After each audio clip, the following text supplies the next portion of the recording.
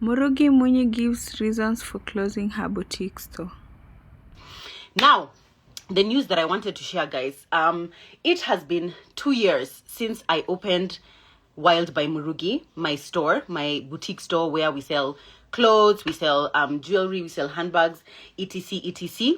And at the cusp of now celebrating our 2 years, which by the way we celebrated 2 years last week, I have made the decision to close down my store, and so the end of August is going to mark the end of Wild by Murugi as you know it right now. Not that Wild by Murugi will never exist, but I am closing down my clothing store, closing down that business venture for reasons which I am about to explain to you now.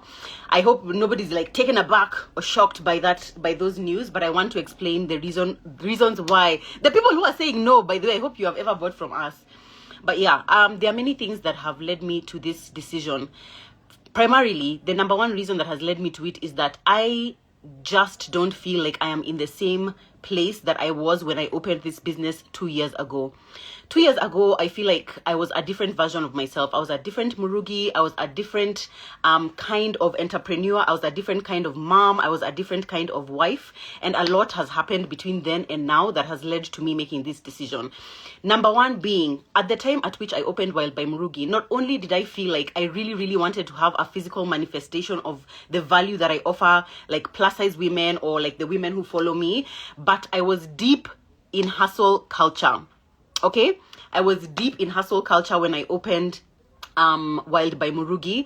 I was really in that space where it's just like, oh my god, I really need to be moving, I really need to be doing things, I really need to be, trying to like I have so much time on my hands. What can I do? What else can I start? Where else can I get more money? How else can I? And a lot of that energy is just not who I am anymore. And I think that changed when Zach went to the UK last year. Having to take care of these kids by myself really put me deep into thinking, what really is my life about? What do I really want to focus on? Where do I want to put my energy? Where do I want to put my my focus and my resources and my time and my effort? It was not in my store. That was number one. Number two, so number one was my husband moving away and then moving back. And then number two was, yeah, the comment section is going a lot. Number two is my therapy journey. If you follow my stories, then you know that last year, primarily also because my husband had moved away at the beginning of last year and he came back probably like about August, September, I started therapy around July.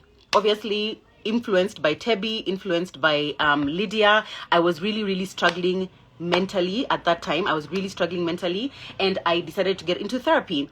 As we speak right now, I have done therapy for a year plus. In fact, I am now at the point in therapy where I don't even go weekly. It was like I was doing it weekly at that time, like when I started, and I only stopped going weekly, I think like 3-4 months ago. Yes. And through therapy, I have unlocked a different version of myself. I have seen how some decisions Murugi of the past has made that are just not that just don't fit the Murugi that is here now. I hope that makes sense, guys. I hope that makes sense. Nothing has happened with regards to Wild by Murugi. It has been a fantastic venture. I have appreciated how much people have patronized my business. In fact, when I first opened it, and maybe this is like dumbness of me thinking, how sometimes you go into a venture and you don't imagine it's going to be as big as you think it's going to be. When I first opened Wild by Murugi, if you guys remember, Nelly and I were the ones who were working at the store, Nelly being my younger sister. And we used to go to the shop every day. Like every day was just kind of like, look at this cute, fun activity that we are doing together. It's just such a cute, fun business, just so fun that we're just here, just having this business. It's just so cute. We just buy things, we sell. Oh my god, it's so nice. I think in my head, I imagined that was what business would be like having a physical store. And then it started growing.